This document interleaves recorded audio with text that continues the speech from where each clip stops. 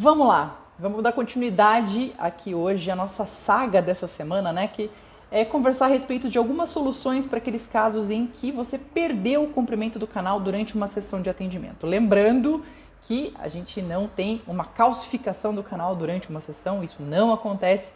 Então, se acontecer essa perda de comprimento, ela é devido a algumas hipóteses mais frequentes que a gente conversou sobre elas em um outro vídeo da semana passada. E se você não assistiu, eu recomendo dar uma pausa aqui, corre lá assistir, estou deixando aqui na tela para você, ou até mesmo no link aqui na descrição desse vídeo aqui no YouTube.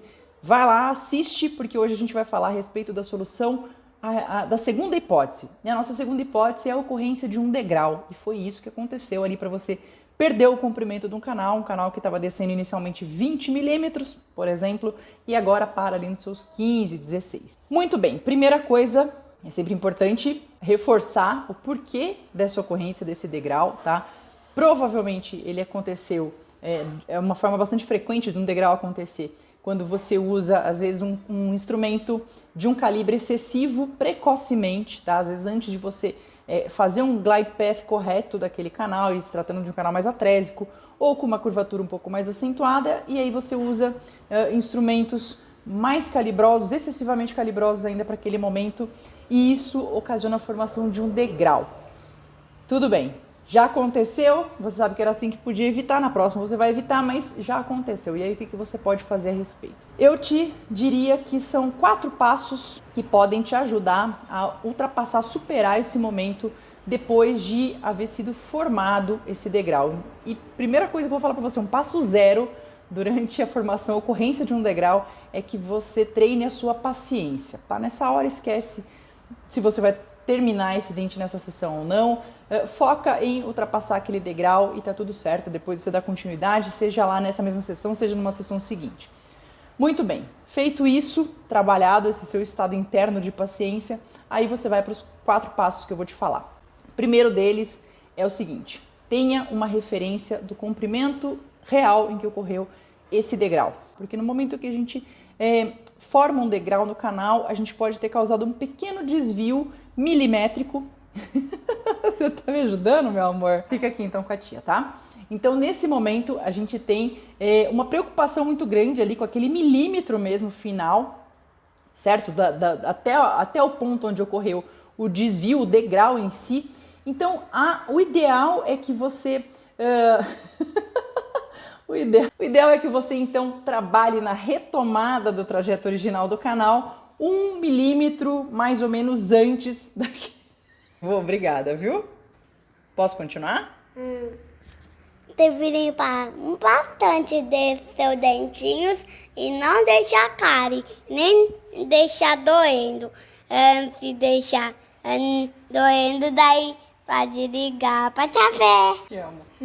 Obrigada, viu? Pela sua participação. Vamos lá. Então, retomando. O primeiro passo para você conseguir isso é você ter a referência de qual que é o comprimento que foi feito esse degrau, tá? Aqui eu tô no canal aqui no mesiolingual e já marquei aqui o meu stop, marquei esse instrumento para a gente ter essa medida de referência. Então, o primeiro passo é realmente saber qual que é o comprimento. Aqui no caso, 13 milímetros. Por que é importante que eu saiba isso? Porque o degrau já é o início de um desvio, né, do trajeto original do canal. E eu quero então retomar, significa que se ele está desviado já nesse comprimento, significa que um pouquinho antes disso existe a esperança, existe a expectativa de que esteja o trajeto original, ok? O segundo passo é que eu selecione um instrumento adequado para essa retomada, tá? Porque se eu pegar, por exemplo, vamos lá, peguei um instrumento aqui aleatório do meu kit, um instrumento de pequeno calibre, tá? Que a gente vai usar nessa hora. Mas se pegar um instrumento que ele já tem bastante deformação, né? Ele já tem bastante deformação aqui no corpo dele, e eu tô tentando encontrar um negócio micrométrico ali, tá? Que tá com um desvio às vezes micrométrico. Toda essa deformação aqui vai me atrapalhar na hora que eu tiver aqui com a minha referência no instrumento, para eu saber, né, referência no meu stop, saber onde é que está a minha pré-curvatura para tentar retomar o trajeto original, eu já não vou ter tanta precisão em função desse instrumento já ter uma certa deformação. Então, nessa hora, procura usar um instrumento que ele esteja aqui com todo o corpo do instrumento preservado, certo? Para daí sim, na hora que eu fizer a pré-curvatura, que é o segundo passo nessa retomada, né? Nessa nossa ultrapassagem do degrau, eu fazer uma pré-curvatura na ponta desse instrumento. E essa pré-curvatura, claro, se eu tivesse feito clinicamente isso daqui, eu estaria tomando cuidado de usar uma gaze para isso, tá? Para não contaminar aqui a ponta do meu instrumento, que está estéril. E feita a pré-curvatura, olha só, eu tenho no stop dos meus instrumentos, eu tenho uma referência aqui, uma marcação, na verdade, que exatamente eu posso apontá-la aqui, ó, na direção da minha pré-curvatura, tá?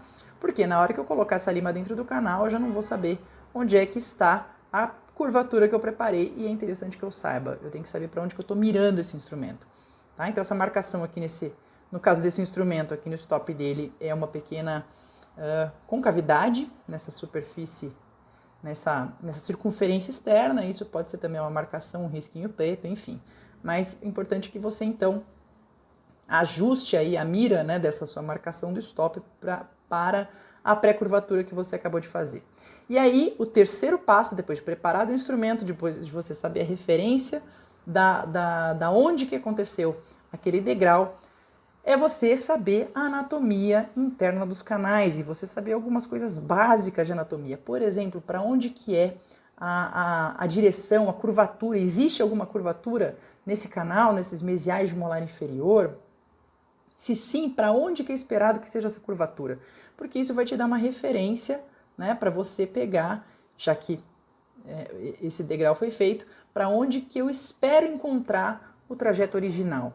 Tá? Então eu vou pegar meu instrumento preparado e nesse caso aqui, se eu estou no canal mésio lingual, eu tenho uma expectativa de que esse canal ele seja confluente, mesial de molar inferior, ele tem uma chance boa de ser confluente com o canal mésio vestibular, ou seja, eu vou inclinar o instrumento de lingual para vestibular, ok? E também eu sei, lógico, às vezes eu posso ver isso na radiografia, alguma curvatura, alguma referência, mas mesmo que eu não tenha na radiografia, eu sei também que existe uma possibilidade dele ter aqui já iniciar uma certa curvatura para onde? Para distal muito mais do que reto aqui ou em direção a mesial, tá? Então eu vou fazer uma discreta inclinação na hora que eu entrar com o meu instrumento aqui, certo?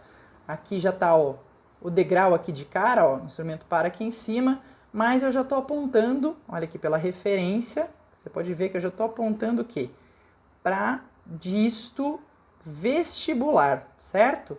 E olha só que interessante que eu já consegui, olha só, tá? Eu já consegui que esse instrumento ele descesse já ultrapassando aquela região da interferência do degrau.